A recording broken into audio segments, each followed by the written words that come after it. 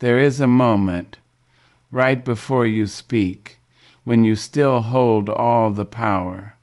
Most people give it away. They fill that moment with words, with explanation, with the desperate need to be understood by someone who has already decided not to understand them. And the second the words leave their mouth, the power is gone.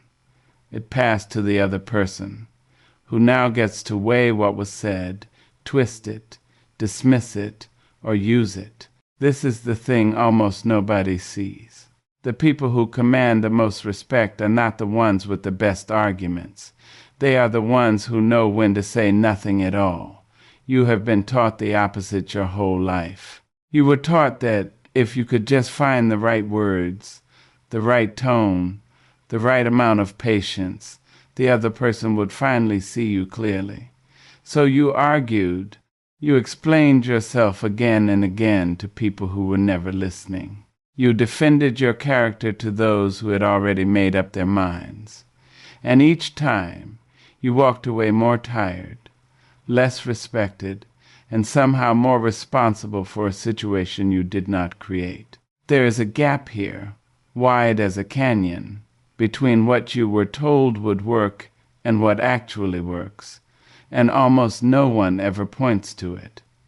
You were told that clarity persuades. In truth, composure commands.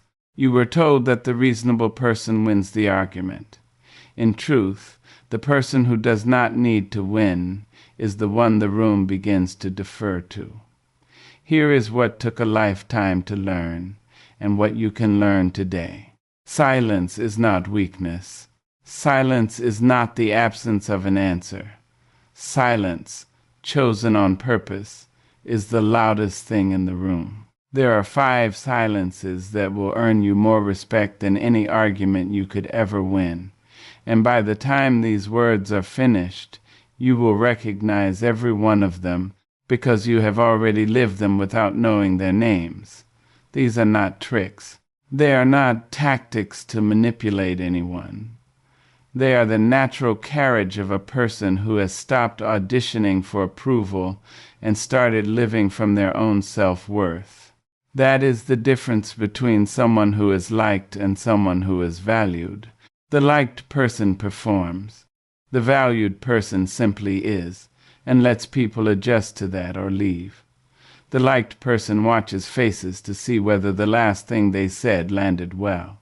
The valued person has stopped watching faces because their sense of themselves no longer lives in someone else's expression.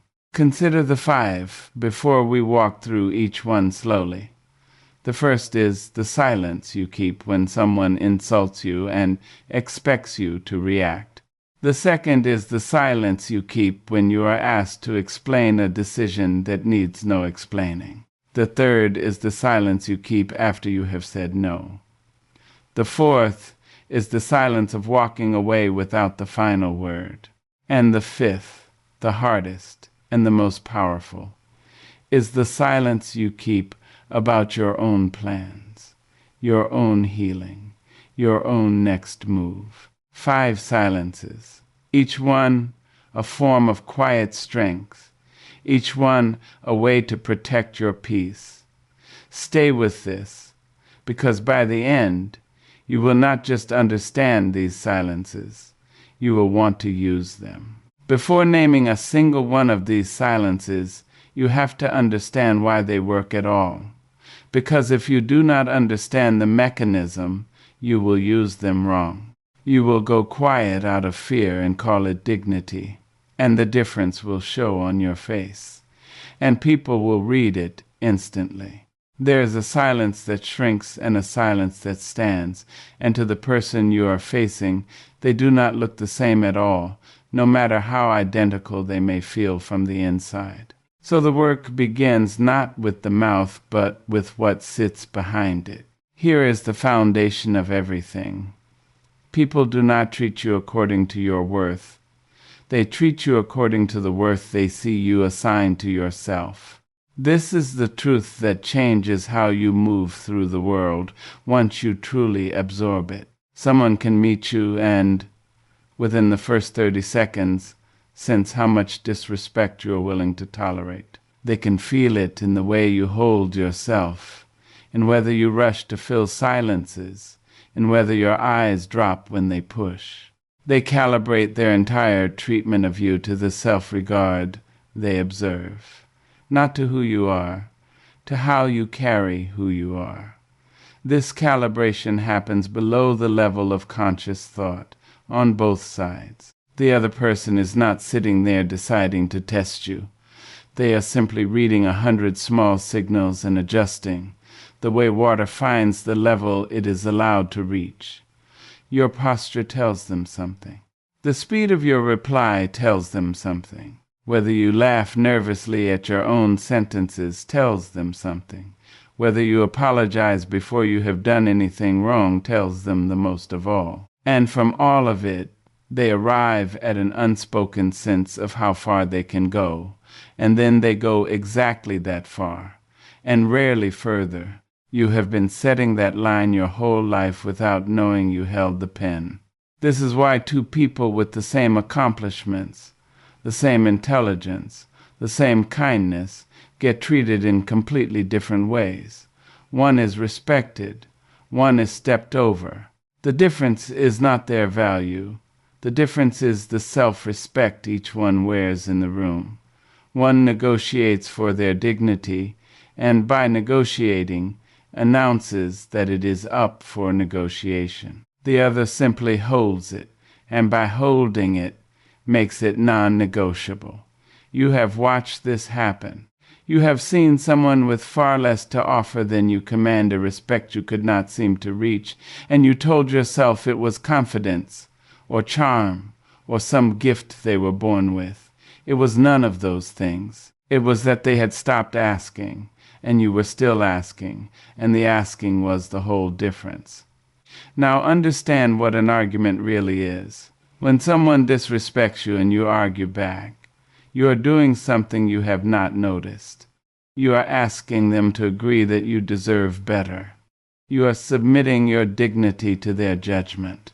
You are saying, "Please recognize my worth," and by asking, you have already handed them the authority to grant it or deny it. And a person committed to disrespecting you will always deny it because your distress is the reward they came for. The argument does not correct them. The argument feeds them. Sit with how strange this is once you see it. You go into the argument to be respected, and the argument itself is the act that forfeits the respect. You cannot demand from someone the very thing that only your own carriage can supply. Dignity requested is dignity surrendered. The request itself is the proof that you believe the other person holds what is actually yours. And they hear that belief, and they act on it, and now you are both operating under the same false understanding, which is that your worth is the thing they get to hand out or hold back. This is the cost of explaining yourself to someone determined to misread you. It never ends in understanding. It ends in exhaustion. You empty yourself trying to be seen, and they take everything you offered and use it against you, or twist it, or simply wait for you to run out of breath so they can start again. You cannot win a game whose only rule is that you must keep playing. The only winning move is to stop showing up to the table. And there is a peculiar grief in learning this, because it means giving up the hope that the right words exist. You keep believing there is a sentence, somewhere, that will finally make them understand. There is no such sentence. There was never going to be. The problem was never that you had not found the right words. The problem was that you were speaking to someone who profited from not hearing them. Silence changes the entire equation. When you do not argue, you do not submit your worth for a verdict. You keep it. It stays with you. The other person is left holding their disrespect with nothing to push against. And disrespect that meets no resistance has nowhere to go. It curdles. It exposes itself. The insult that gets no reaction becomes visible to everyone, including the one who threw it, as exactly what it was. An argument hides the disrespect inside a conflict where both people look equally involved. Silence isolates the disrespect and lets it stand alone in the light, ugly and naked and owned entirely by the person who offered it. There is something almost nobody sees here. When you go silent in the face of provocation, the other person does not feel like they won. They feel unsettled because they expected to control you through your reaction, and you gave them nothing to control. A reaction is a handle. It is how someone grips you and moves you where they want. Take away the handle and they are grabbing at air, and a person who cannot move you begins, quietly, to respect you, even when they hate that they do. Respect is not always warm. Sometimes respect is the reluctant recognition that this person cannot be managed. Watch, too, what your silence does to the audience, because there is almost always an audience, even if it is only the other person's own conscience. When two people argue, onlookers see a squabble and assign blame to both. When one person stays composed while the other reaches for cruelty, onlookers see it with perfect clarity. The contempt has nowhere to hide.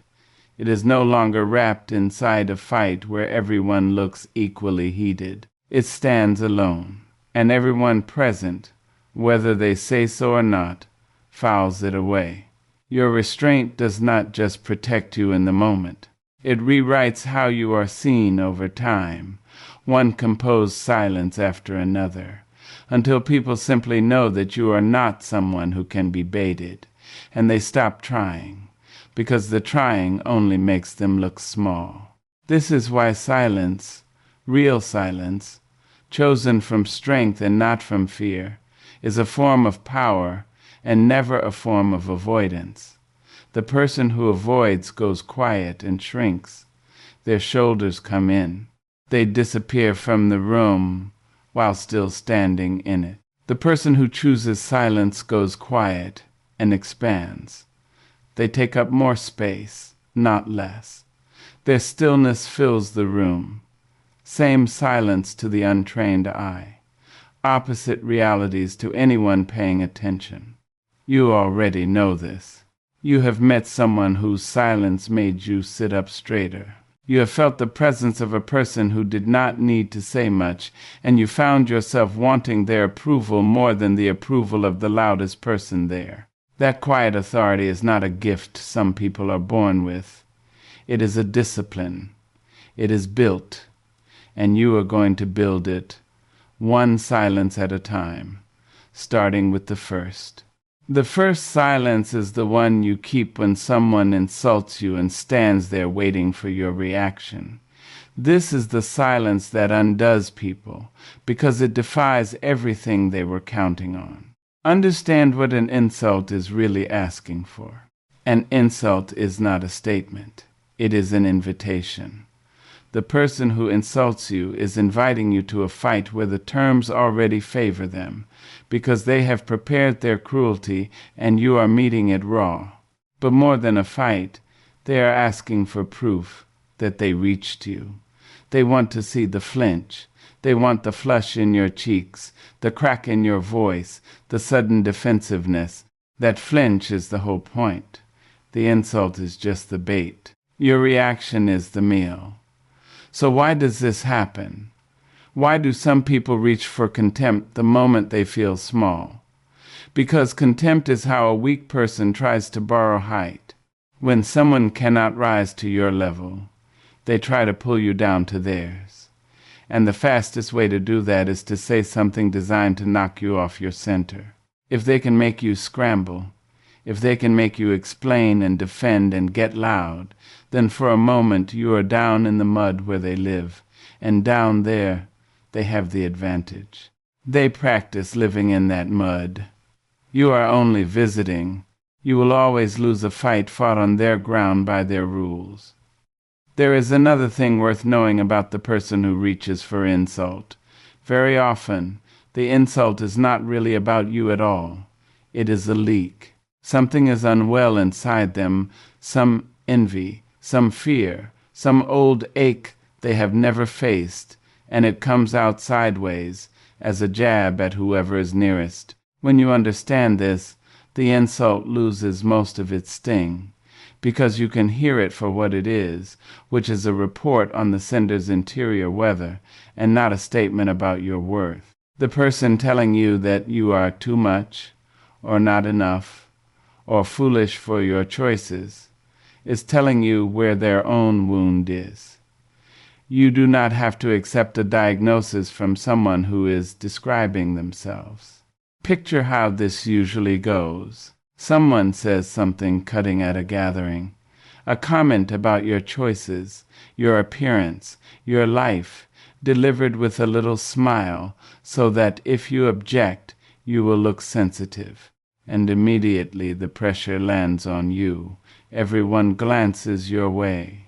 And the instinct, the lifelong instinct, is to defend, to correct, to explain that they have you wrong. And the moment you do, you have joined them in the mud, and now it is a scene. And now you are the one who seems worked up while they sit back with that same little smile, having gotten exactly what they came for. Here is what to do instead, and it is simpler than anything you have ever tried. You let the insult land in complete silence, and you hold their eyes while it does. You do not scramble. You do not fill the gap. You let the words hang in the air long enough for everyone, including the one who spoke them, to hear how they sounded. A held silence after an insult is unbearable to the person who threw it, because it forces them to sit with their own words. It removes the noise they were hoping to hide inside.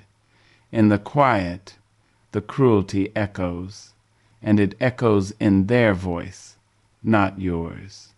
Notice what your face is doing in that silence, because it matters as much as the silence itself. You are not glaring. You are not smirking. A glare tells them they landed a blow. A smirk tells them you are fighting back with your own weapon. Both give them something. What undoes them is an expression of calm, mild, almost gentle attention.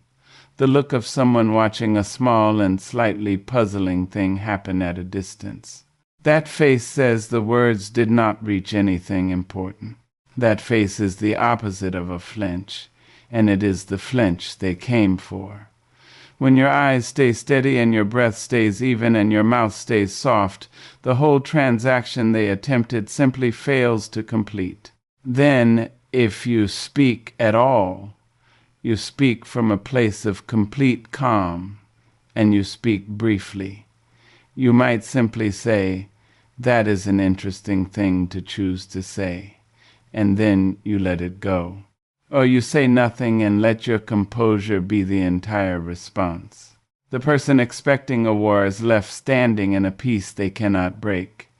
And there is no more powerful position in any room than being the one person who cannot be provoked. Your composure is not you swallowing the insult. Your composure is you refusing to accept delivery of it. The insult stays with the sender because you would not sign for the package. This is the discipline of restraint. And restraint is not the same as suppression. Suppression is when you are boiling inside and clamping the lid down, and everyone can feel the pressure, and eventually it blows. Restraint is when the insult genuinely does not reach the part of you that decides your worth, because you have moved that part somewhere they cannot touch. You do not react because there is nothing in you left to react. That is the goal. Not to hide your wound, but to no longer have the wound where they are aiming. When someone insults a person with true self-respect, they are throwing a stone at a wall and watching it fall harmlessly to the ground. The stone tells you everything about the thrower and nothing about the wall. The second silence is the one you keep when someone demands that you explain a decision that requires no explanation. This silence protects something you have been bleeding away for years without realizing it. You have a right to make decisions about your own life and to keep the reasons to yourself. Somewhere along the way you were convinced otherwise. You were convinced that a decision is only valid if you can justify it to everyone who questions it. That a choice you cannot defend is a choice you are not allowed to make. So you learned to explain. You explained your choices to family, to friends, to people who had no stake in your life except the desire to have a say in it. And every explanation taught them that your decisions were open for debate, that you would keep talking until they were satisfied, that their satisfaction was the price of your freedom. Understand why people demand explanations. Sometimes it is genuine care, and you know the difference in your body, but often the demand for an explanation is not about understanding, it is about control. When someone requires you to justify a personal decision, they are positioning themselves as the judge who must approve it. The very act of explaining hands them a seat they were never entitled to. And here is the trap. No explanation is ever enough for a person who does not want you to have your freedom. You give one reason, they attack the reason. You give another, they move the goalposts. The explanation is not being evaluated. It is being used to keep you talking, keep you small, keep you accountable to them for a life that is yours alone. There is a tell you can learn to recognize. When someone genuinely wants to understand your choice, they listen to your first answer and it settles them, even if they disagree. When someone wants to control your choice, your first answer only sharpens their appetite for the next question. Watch the eyes. The person who cares is softening as you speak. The person who is managing you is loading. And once you learn to see the loading, you will feel no obligation to keep feeding it, because you will understand that no amount of explanation will ever be the amount that satisfies them. Their dissatisfaction is not a problem to be solved. It is the tool they are using, and you do not have to hand them fresh material for it. Think of the times you have felt this. You made a choice about your money, your time, your relationships, your home, and someone said, "But why would you do that?" And you felt the pull, the immediate need to lay out your reasoning like evidence in a trial where you are the accused. And the more you explained, the more questions came, until you were standing there defending something that needed no defense, feeling guilty for a decision that was entirely your right to make. You walked away having somehow apologized for your own life. What to do here is one of the most freeing things you will ever practice. When someone demands an explanation you do not owe, you meet the demand with a calm, unbothered silence, or with a single sentence that closes the door gently. You can say, "I have thought about it, and this is what I have decided." That is a complete sentence. It requires no addition. When they push and ask why, you can say, "Because it is what is right for me." And then you stop. You do not fill the silence that follows. You let it sit. The silence after a boundary is where the boundary becomes real. If you rush to soften it, you dissolve it. There is a phrase worth keeping ready for the harder pushers, the ones who will not let the first door stay closed. You can say, "We see this differently, and I am at peace with my decision." And then nothing. This sentence does two things at once. It grants them the right to disagree, which removes their fuel, because they cannot fight you for a right you have already given them. And it states, quietly, that your peace does not depend on their agreement. There is nowhere left for them to push after that. They wanted to make your peace conditional on their approval, and you have just informed them, without heat, that the two were never connected in the first place. The discomfort you feel in that silence is not a signal that you did something wrong. It is the feeling of an old habit dying. For years you filled that space with justification, and now the space is empty, and it feels wrong the way any new freedom feels wrong at first. Let it feel wrong. Sit in it. The other person is also sitting in it, and they are learning something important. They are learning that you are a person whose decisions are settled, not submitted for approval. They are learning that you have standards for how much access they get to your reasoning, and the answer is that they get as much as you choose to give and not one word more. This is discernment in practice. Discernment is knowing the difference between the person who deserves your reasons and the person who wants your reasons as a weapon. To the ones who love you well, you will explain freely, because their questions come from care and your answers deepen the trust between you. To the ones who question in order to control, you offer the closed door and the still face. Not every question deserves an answer. Not every demand deserves your breath. And a life spent explaining yourself to people committed to misunderstanding you is a life spent proving your worth to a jury that will never return a verdict in your favor. Stop entering the courtroom. The trial ends the moment you refuse to testify. The third silence is the one you keep after you have said no. This is where more dignity is won and lost than almost anywhere else in a life. Saying no is not the hard part.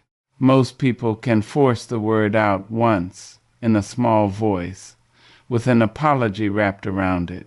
The hard part is what comes after, because the moment you say no, the pressure begins. The person pushes, wheedles, guilts, reasons, and the space after your no fills up with their campaign to reverse it. And this is where your no lives or dies. Not in the saying, in the holding. A no that you defend with paragraphs is a no you are already negotiating away. A no that you follow with silence is a no that stands. Understand the mechanism of the reversal. When you say no and then immediately begin to explain why, you have signaled that your no is a position in a discussion rather than a decision that is final. Explanation invites rebuttal. Every reason you offer is a door, and the other person walks through it. You say you cannot because of this, and they solve this. You say you cannot because of that, and they dismiss that. You have turned your no into a problem for them to fix. And the more you explain, the more you cooperate in your own overturning. The reasons feel like strength. They are the leak in the hull. There is a particular kind of pressure that comes dressed as hurt. The person you refused does not argue with you. They go quiet, wounded, and let their disappointment fill the room until you cannot bear it and rush to undo your no just to relieve the ache. Recognize this for what it is. It is a negotiation conducted through silence of a different kind. A silence meant to move you rather than a silence that holds. And your only task is to let their disappointment be theirs. You are not responsible for managing the feelings a person has about being told no. If your no is reasonable, and it does not even need to be reasonable to be valid, then their disappointment is information about their expectations, not a bill you are required to pay. Let them be disappointed. It will pass, and you will still have your boundary. Watch how this happens in the ordinary hours of a life. Someone asks you for something you do not want to give. Your time, your energy, your money, your endless availability. You say no. And they say, oh, come on, and you feel the guilt rise, and you begin, well, it is just that. And you are off, explaining, and 30 seconds later you have talked yourself into a yes you did not want to give, or a compromise that costs you almost as much as the yes would have. You said no with your mouth and yes with everything that followed. Here is what to do. And it will feel almost rude at first, which tells you how far you have drifted from your own dignity. You say no, and then you say nothing more. You do not explain. You do not offer an alternative to soften it. You do not apologize for it. You let the no be complete and let the silence hold it up. If they push, you repeat the no, calmly, without adding new material for them to attack. No, that will not work for me. And then silence. They push again. I understand, and my answer is the same. And then silence. You become a still surface they cannot get purchase on. The pressure needs something to push against, and your silence gives it nothing. This repetition, the same calm answer offered again without new material, is one of the quietest and strongest tools you will ever hold. It works because it denies the other person the one thing they need to continue, which is a fresh angle. Each time you offer a new reason, you hand them a new place to insert the lever. When you simply return, unbothered, to the same short answer, the conversation has nowhere to go. It runs out of road. And it does so without a fight, without raised voices, without anyone being cruel. You are not stonewalling out of spite. You are simply declining to supply the ammunition that would be used against your own peace. Say it once, and if you must say it again, say the same thing, and let the sameness be the message. There is a strange grace in this. You are not being cruel. You are not fighting. You are simply declining to participate in the erosion of your own boundary. The kindest thing you can do for a difficult conversation is to end it cleanly, rather than dragging it through 10 rounds of negotiation that leave everyone raw. Your silence after no is not coldness, it is clarity. And people learn faster than you would believe that your no means no. They stop pushing, not because you fought them off, but because there was never anything to push. The wall does not argue with the wave. It simply remains, and the wave learns the shape of the shore. This is how boundaries become real. A boundary you announce and then defend is a wish. A boundary you set and then hold in silence is a fact. And the people around you organize their behavior around facts, not wishes. The first few times you hold a no in silence will be the hardest, because the discomfort will scream at you to explain, to smooth it over, to make sure they still like you. Let them not like the no. Their liking of you was never supposed to cost you your dignity.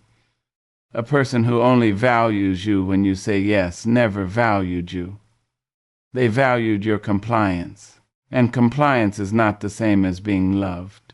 Learn the difference, and hold the line, and say it once, and then let the silence do what no argument ever could. The fourth silence is the one you keep as you walk away, when everything in you is straining to deliver one final devastating line. This silence is where you find out whether you have truly grown or only learned new words for the old wound. Walking away is powerful. But walking away while still needing the last word is not walking away. It is leaving the door open a crack so you can turn around and fire one more shot. And that crack, that one small opening, undoes the entire departure. Because the person who needs the last word has not detached. They are still tethered to the person they are leaving, still hoping to land a blow that finally makes the other person feel what they felt. The last word is the leash you keep on yourself. To truly walk away, you have to be willing to leave the last word on the table and let them keep it. Understand what the final line is really about. It is about proving you were right. It is about not being the one who was wronged in silence. There is a fear that if you leave quietly, they win. That your silence will be read as defeat. That they will tell the story and you will not have gotten your version in. So you turn around and deliver the perfect cutting sentence, and for one moment you feel triumphant.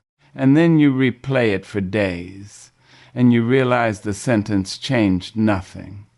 And you gave your piece away for one instant of feeling less powerless. And now you feel more entangled than before. The last word is a debt that always comes due. Look closely at the fear underneath, because it is worth naming. You are afraid that if you say nothing, the record will show that you lost, that you had no defense, that their version becomes the only version. But consider who you are trying to convince. If it is the person who mistreated you, they will believe their version no matter what you say, because their version is what lets them live with what they did. And if it is some imagined audience, some jury of onlookers, then you are still performing your worth for a crowd whose verdict you have decided matters more than your own knowing. The truth does not need your closing statement to be true. What happened, happened. You were there. You know. That knowledge is complete without a single word spoken to defend it. Consider how this plays out.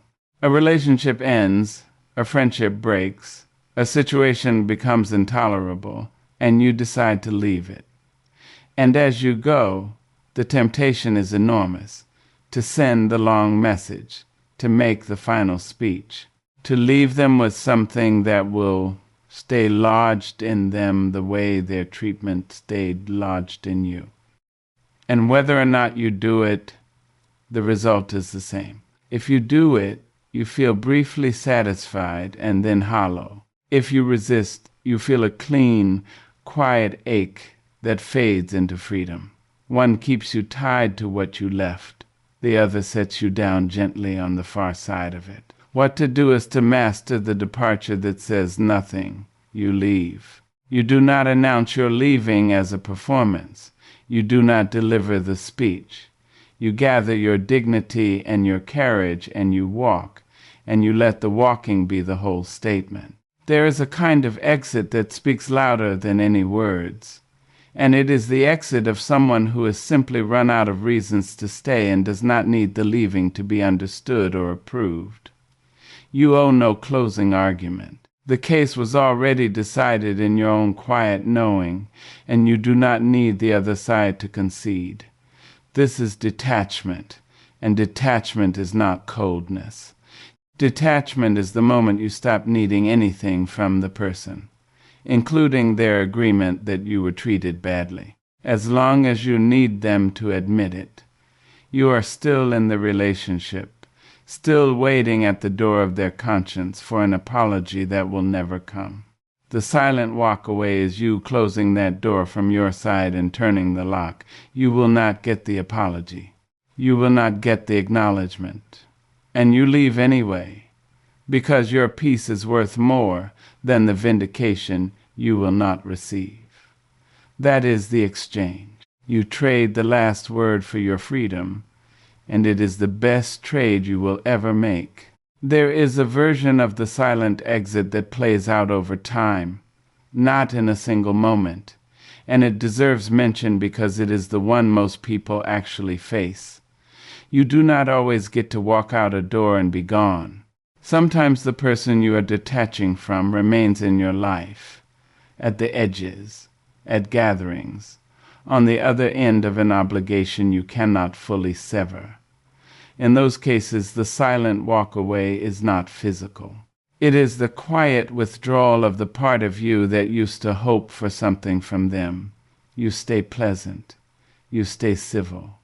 But you stop reaching. You stop offering the interior of yourself. You become warm and closed at the same time, and they feel it, and they cannot name it, and there is nothing for them to protest, because you have done nothing but grow quiet in the exact place where you used to give too much. That withdrawal, unannounced, is its own kind of leaving, and it is often the most powerful one there is.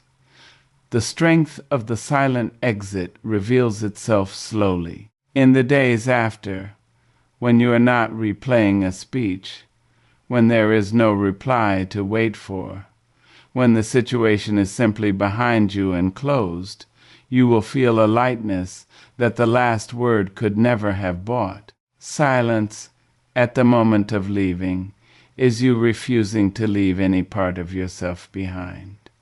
You take all of you when you go, including the words you did not spend. And what you do not spend, you keep. That is the whole secret of walking away with grace. You keep what you would have thrown. The fifth silence is the deepest one, and the one almost no one practices, because it goes against every impulse to share. It is the silence you keep about your own plans, your own healing, your own rebuilding, until they are done.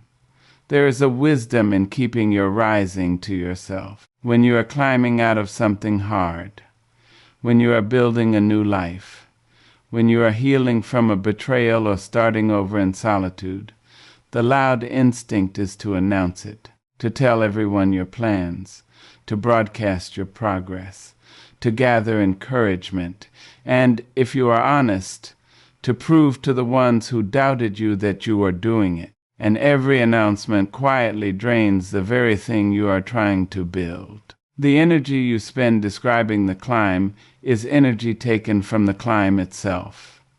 Understand why silence protects a work in progress. When something is not yet finished, it is fragile. Your new resolve, your fresh boundary, your tender healing, your half-built plan.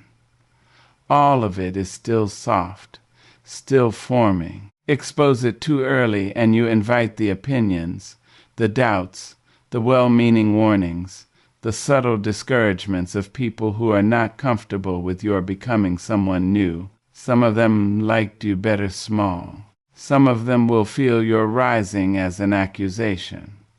And their reactions, even the kind ones, will get into your head and slow your hands. What is spoken too soon is judged before it can defend itself. What is kept quiet grows in the dark until it is strong enough to stand in the light. There is a subtle danger you must understand, and it is the danger of the encouragement itself.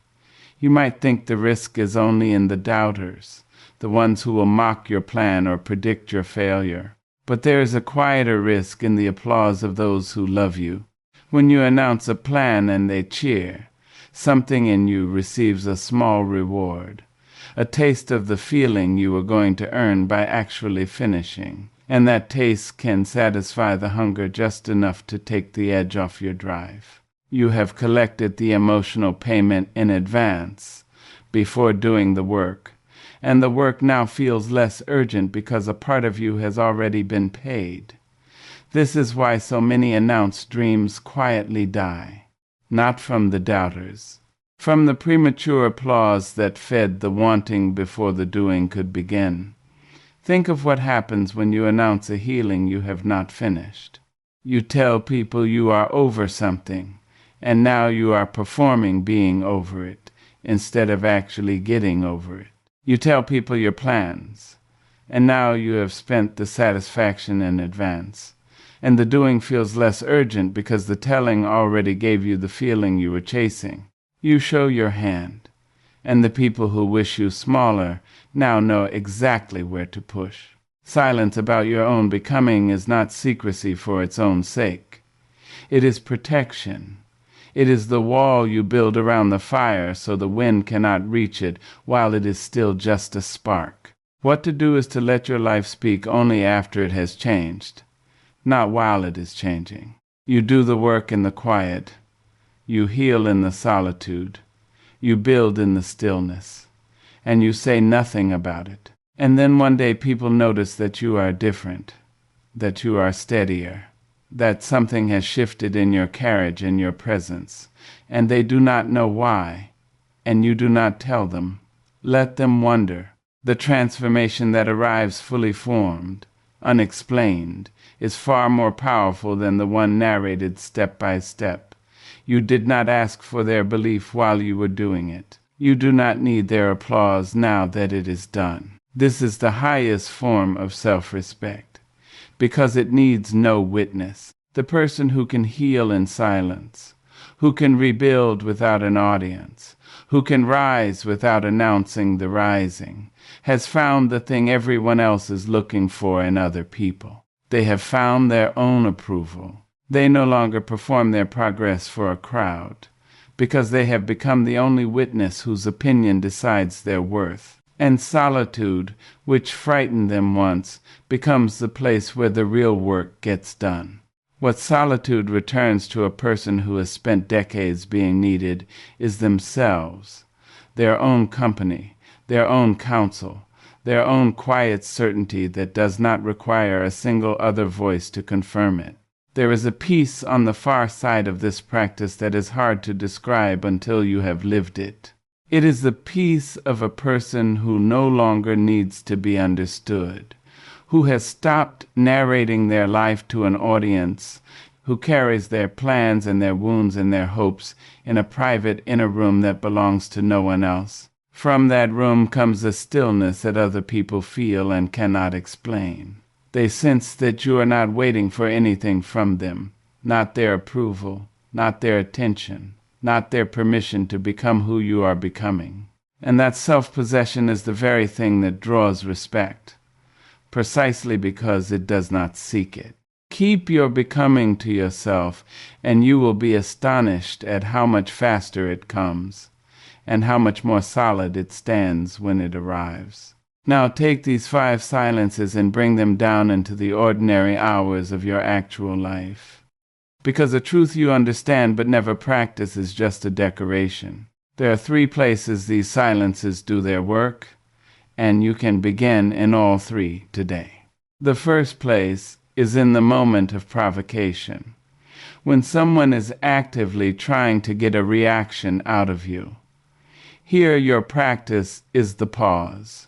Before you respond to anything sharp, you take 1 full breath, and in that breath you ask a single question. Does this need a response, or does it need my silence? Most sharp things need your silence. The insult, the dig, the loaded question, the deliberate misreading, all of these grow when you feed them and starve when you do not. So you build the habit of the pause. You let there be a beat of quiet before you speak. Always, even in easy conversations, so that when the hard moment comes, the pause is already yours, already trained, already waiting. The person who pauses controls the tempo of every exchange. The person who reacts instantly is being played like an instrument by anyone who knows which strings to pull. Learn to pause, and you take the instrument out of their hands. Practice it on small things so it is ready for the large ones. When someone says something mildly annoying, pause before you answer. Feel how the pause steadies you. Feel how it moves the center of gravity in the conversation toward you. That pause is composure, and composure is a muscle, and muscles are built through repetition in ordinary moments. There is a small physical practice that makes the pause reliable when it matters most, and you can begin it in any conversation today. When you feel the heat of provocation rise, drop your attention to your own breath and let the next exhale be slow. The body leads the mind here. A slow exhale tells your own nervous system that there is no emergency. And once your body is not braced for a fight, your face follows, and your voice follows, and the calm you are projecting becomes calm you actually feel. This is why the pause is not merely a delay before you say the same reactive thing. The pause is a doorway. In the space of 1 slow breath, you move from the person who was about to be provoked to the person who is simply observing an attempt at provocation. Same second. Different person. And the one who steps out of that breath is the one who cannot be moved. The second place is in the setting and holding of boundaries. where your practice is the short sentence followed by silence. You are going to learn a small set of complete sentences that need no explanation, and you are going to practice ending them cleanly. No, that will not work for me. I have decided, and this is my decision. That is not something I am willing to do. I understand you feel that way, and my answer is the same. Each of these is finished the moment it is spoken. The practice is not the sentence.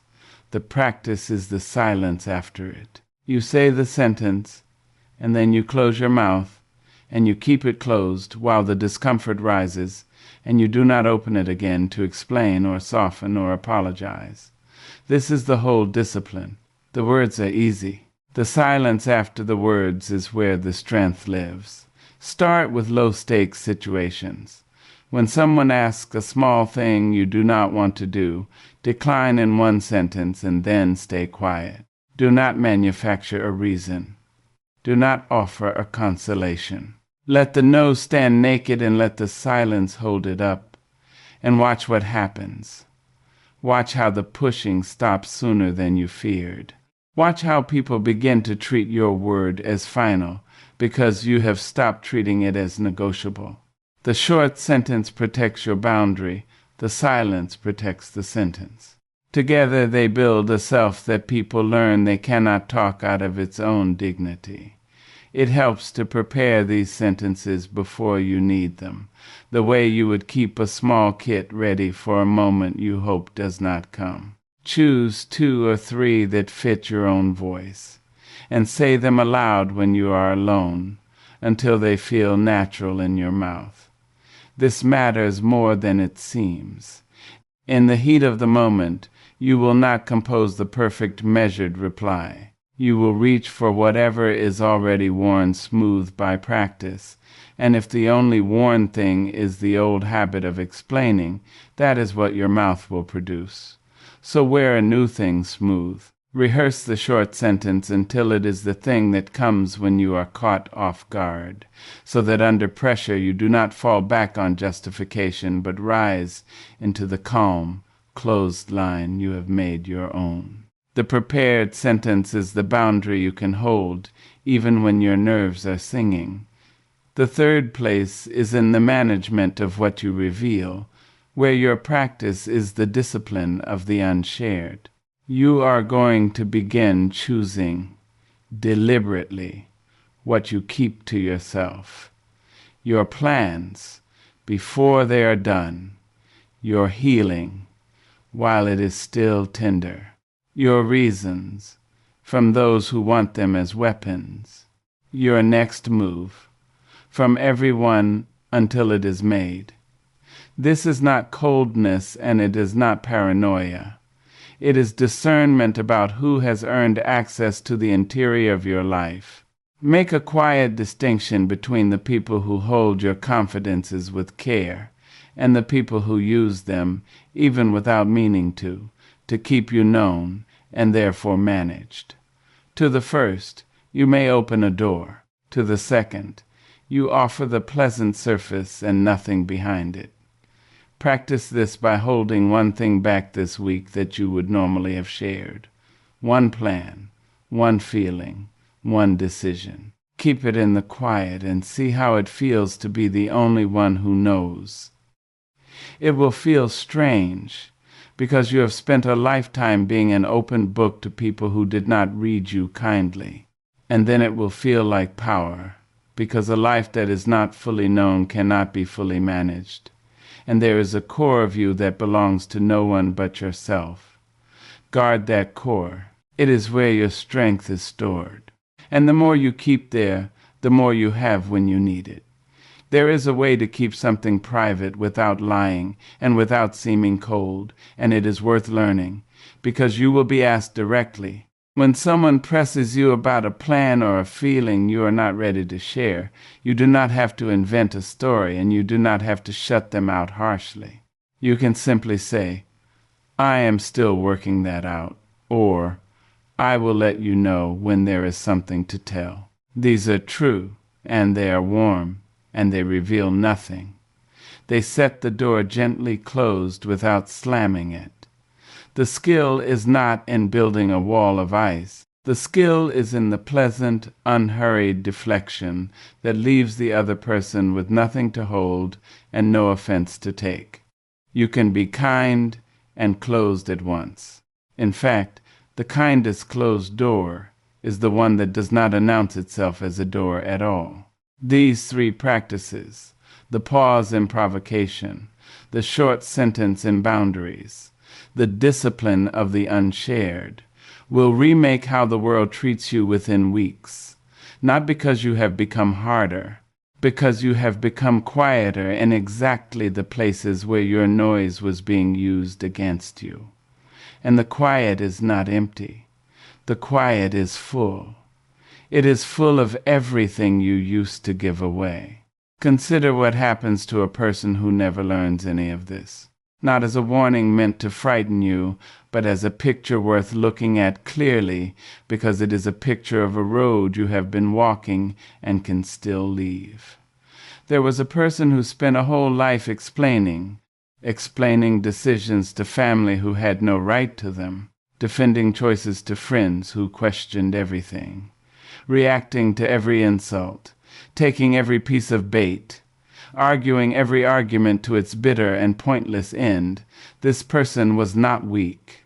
This person was warm and generous and desperate to be understood, and that desperation was the wound that everyone learned to press. Because when you need to be understood that badly, you will keep talking to anyone who withholds understanding, and the ones who withhold it on purpose will keep you talking forever.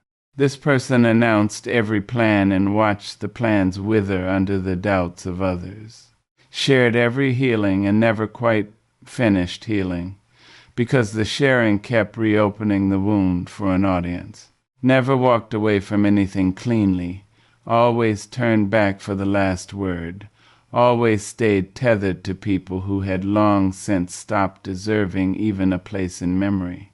And year by year, this person grew more tired and less respected, and could not understand why, because from the inside, it looked like trying so hard, and from the outside, it looked like a person whose dignity was always up for discussion, and people treated it accordingly. The saddest part was that this person believed the talking was intimacy. They believed that to be fully known was to be fully loved, and so they held nothing back, thinking that the more they revealed, the closer others would come. But being known and being valued are not the same thing, and the people who knew everything about this person did not draw closer with each revelation. They grew more casual. They stopped listening closely, because there was always more coming, always another explanation, always the interior of this person spilled out on the table for anyone to pick through.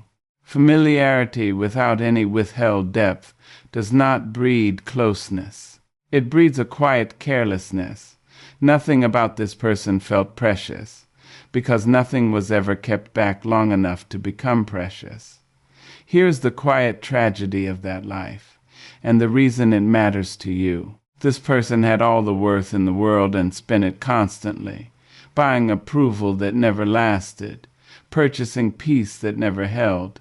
The self-respect was there.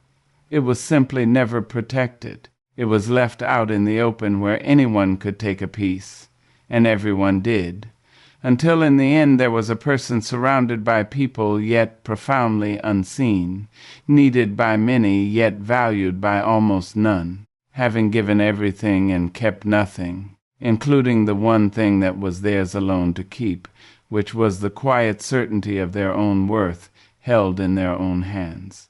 And the difference between that life and a life of dignity was not talent or luck or better people. The difference was silence. The 5 silences, learned even late, even after decades of noise. This is the thing to hold on to. It is never too late to go quiet in the right places. The person who learns at 60 to pause before reacting, to decline without explaining, to hold a no, to walk away without the last word, to keep their becoming to themselves, that person becomes.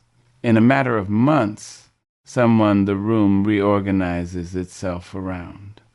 Not because they demand it, because they have finally stopped giving away the very thing that commands it. You are not that first person yet in the parts that matter, or if you have been, you do not have to remain there.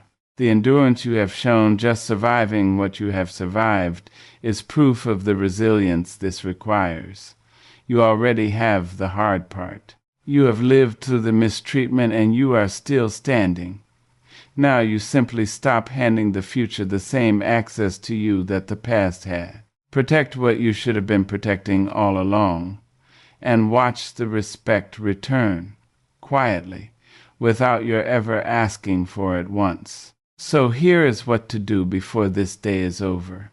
Not tomorrow, not when you feel ready, but today, while this is still fresh in you.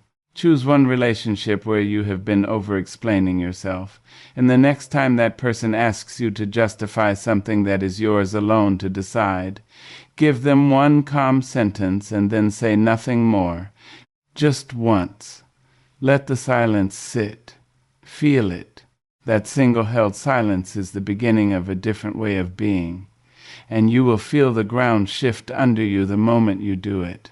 Then, before you sleep tonight, think of one thing you have been about to announce, a plan, a decision, a change you are making, and decide to keep it to yourself until it is done.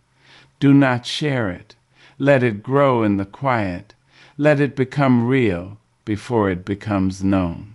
Guard it the way you would guard something precious, because it is. And the next time someone throws a small insult your way, one of the little ones designed to see if you will flinch, practice giving them nothing. No reaction, no defense. Just calm eyes and a still face, and the unhurried composure of a person who cannot be moved. Let them sit with their own words in the silence you refuse to fill. 3 things: a held sentence, a guarded plan, an unmoved face. Small enough to do today, large enough to begin changing everything. You have spent long enough proving your worth to people who were never going to grant it. Stop asking, start holding, and let your silence say what no argument ever could.